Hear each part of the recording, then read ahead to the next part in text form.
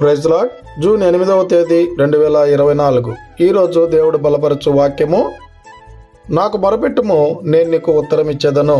ఇర్మియా 33వ అధ్యాయం 3వ వచనము.